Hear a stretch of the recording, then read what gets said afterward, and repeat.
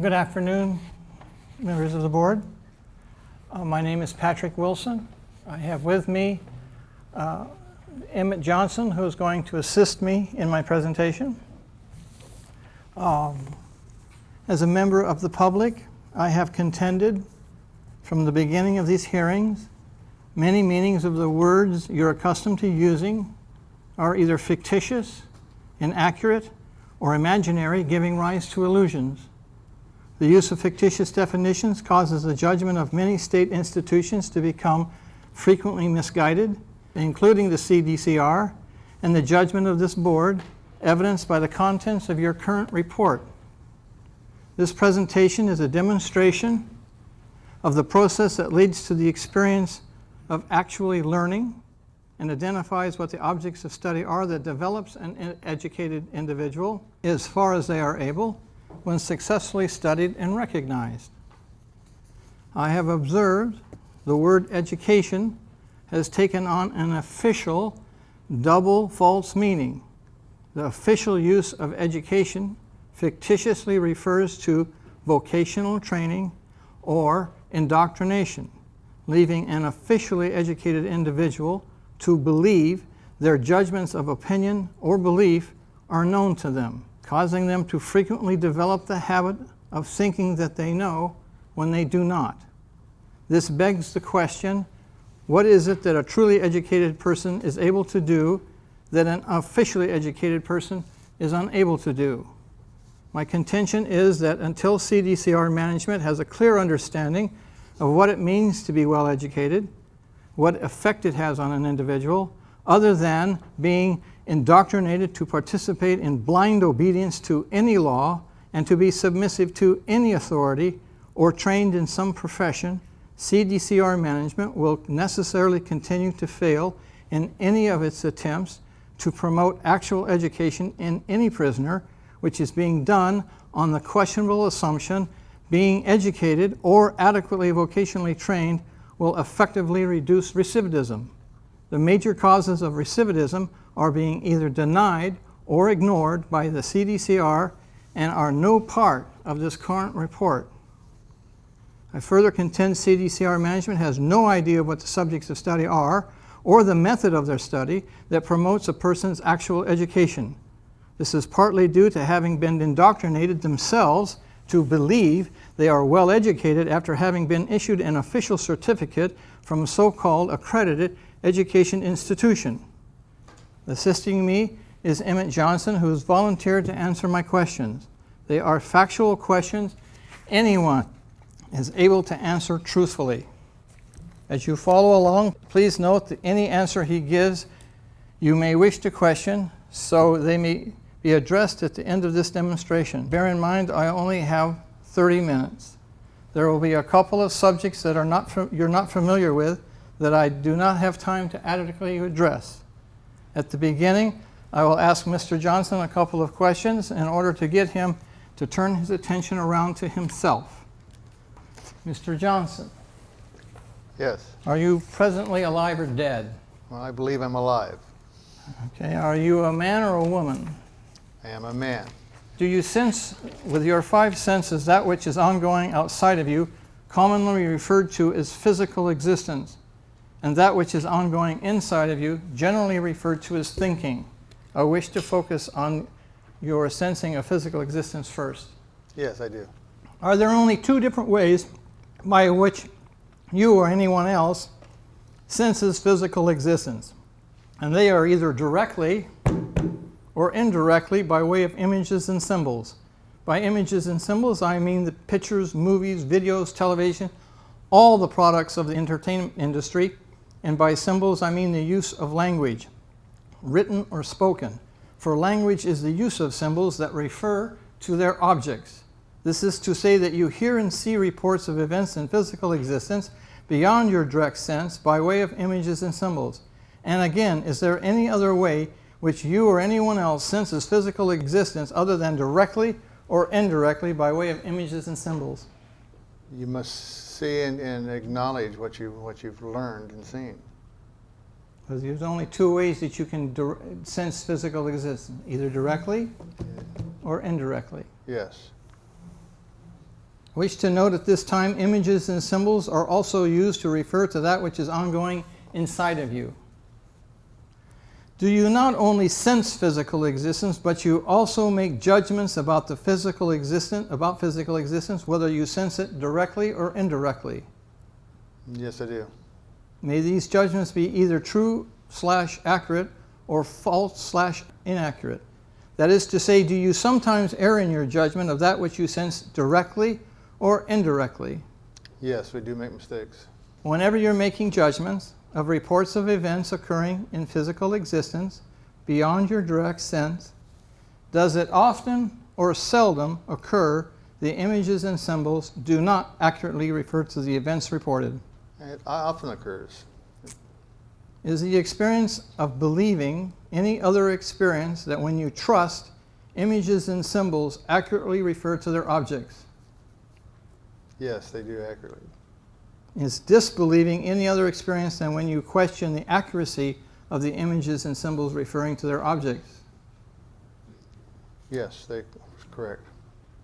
I wish you to now focus on direct sensation of physical existence and your judgment of it.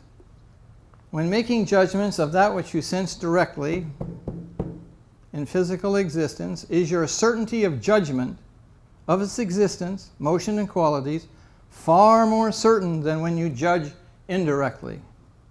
Yes, it is. May we conclude from your admissions there are only two categories of judgments corresponding to the two ways in which we sense physical existence. One category of judgments results from sensing physical existence indirectly, commonly referred to as believing or disbelieving, and the certainty of judgment is far more often than not uncertain. The second category of judgments is those rendered by way of direct sense of physical existence, in which you are far more certain of your judgment. Yes, usually your conclusions are accurate. Because of the vast difference of the certainty of judgment between the first category of judgments and the second category of judgments, do we rightly distinguish our judgments in the second category, our opinions? Yes, usually it's when you feel you're right. May both categories of judgments of beliefs and opinions be either true/accurate or false/inaccurate. Yes. Have you often heard those who study physical existence claim they know their direct judgments of physical existence? Yes, I have. Is it the opinion of those who study physical existence? It is in a constant state of change. Yes. Therefore, may we conclude the judgments of the existence, motions, and qualities, whether beliefs or opinions, of physical existence are subject to change relative to the constant change in physical existence. I feel yes. Then may we also conclude only the judgments of believing and opining are possible from judging the sensations of physical existence, whether directly or indirectly. Yes, the conclusion is usually correct. Then must we look within in order to accurately define the experiences of learning and knowing, since it is not evident they result from judgments of physical existence, as most people are led to believe in our present education institutions. Yes, because we're looking at corrections. Now turning to the inside. You have admitted that you think. Yes. Do you think in a language? Yes, I do. And language is the use of symbols referring to their objects, whether they occur inside of you or outside of you, as previously admitted. Yes. Then your thoughts/symbols refer to their various objects/meanings. Correct, yes. Are there two categories of abstracts that may occur within you? One category being the abstracts of mathematics, and the other category being the abstract actions of your mind and their causal principles. By abstract actions of your mind, I am referring to questioning, fearing, judging, reasoning, imagining, remembering, recognizing, hating, loving, and many others, too numerous to list now. I wish to note I have not been given enough time to elaborate on causal principles or their interplay. I mention them only to be thorough. Yes, that's correct. Due to all of us participating in these abstract actions of the mind, is it indicative we not only have a brain, but also a mind, since biological and other physical existence are unable to participate in or generate this category of abstract actions. Yes. Do the abstract actions of the mind and their causal principles ever change from what they are themselves? This is to say, we may fear many things, but they are not the experience of fearing itself, which never changes from what it is. True, fear is very positive. It is the major difference between the judgments of physical existence and the abstract actions ongoing inside of us, that the judgments of physical existence result from sensation derived from physical senses, but the abstract actions of our mind and their causal principles must necessarily be recognized by the mind, while the judgments of the objects in physical existence are merely identified. I believe that's correct, yes. When you're led by right question asking to recognize the abstracts of mathematics, do you not often spontaneously respond by saying, "I understand," when you recognize them? Yes, I do. May I therefore refer to recognition of this category of abstracts as our understanding, due to all of the abstracts of mathematics referring to that which occurs in physical existence, which is always changing. Yes. And may I refer to recognition of the abstract actions of the mind and their causal principles, that which may be known to us, for these objects never change from what they are, and therefore recognition of them never changes and is the same to all. Yes, when you're referring to the object, yes. This could also be said of the abstracts of mathematics. They also never change from what they are. However, they differ by referring to things constantly changing. It's correct, yes. Also, if someone has not studied these abstracts, or only slightly, and thus having little recognition of them, may they be easily deceived into believing almost anything about them, having no intellectual defense against the lie/illusion.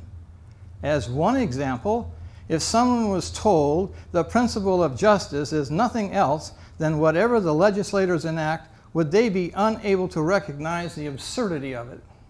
Yes. They would? Well, if you're told everything is this certain item, you're going to end up believing that. When one is said to have learned, does this imply they have acquired knowledge, not opinion or belief? Yes.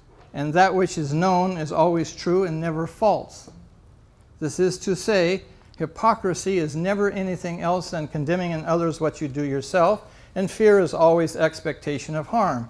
And this is always true and never false, and therefore the recognition of both hypocrisy and fear may be accurately referred to as being known to us. Yes. May we conclude of the four categories of judgments, only those judgments of the abstracts occurring within you may be known, and this is accomplished by being led to recognize them, and these judgments occur from within, not through sensations from physical existence. Yes. Then may we not say accurately there are four categories of objects our thoughts refer to, of which we make judgments: the objects of belief, the objects of opinion, the abstracts of mathematics, and the abstract actions of our mind and their causal principles, rendering us four categories of truth: true belief, true opinion, true understanding, and undeniable knowledge. Yes, I believe that you're accurate on that. Have you now learned to be able to recognize/know when you believe, when you opine, and in what way those judgments are different, as well as recognize when you understand and when you know, and in what way those judgments are different? Yes. Then may we conclude knowledge may not be transferred from one person to another, for its origin is from within. Correct, yes. This inward recognition of the mind cannot be sold to another due to its origin being from within. Yes. If knowledge cannot be sold, will it likely be assumed by most to be worthless and only a benefit to him who has it? Yes. When a person's thoughts accurately refer to their objects, to that degree they're in contact with reality. Yes. May we also conclude from your admissions, no institution will be successful in leading someone to a state of being well educated or being in contact with reality that does not include in their curriculum the study of the abstract actions of the mind and their causal principles. Correct. Are definitions guides to reason? Yes. If the images and symbols/thoughts do not accurately refer to their objects in reasoning, will the conclusions likely result in error? Yes, it would. If the definitions accurately refer to their objects, will they most likely reason accurately? Yes. Is it your belief that any serious person would answer these questions any differently than you have? No, I believe they would all answer the same.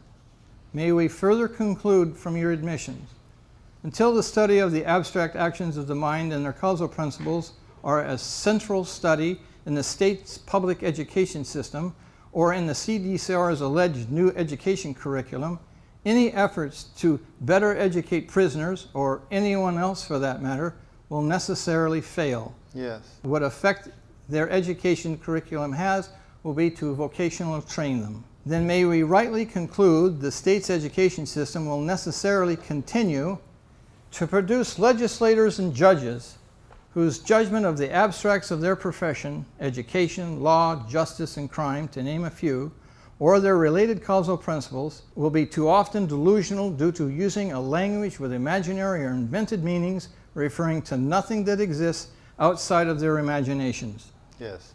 Further, do you believe if someone is able to follow this reasoning, they would likely come to recognize the interplay of the causal principles which cause and control physical existence, widely recognized today by physicists, and their interplay with the causal principles causing and controlling the mind, not widely recognized today, will conclude with the certainty of understanding it's the sharing of these causal principles that connect the mind to physical existence? Yes. I have observed the word education has taken on an official false double meaning.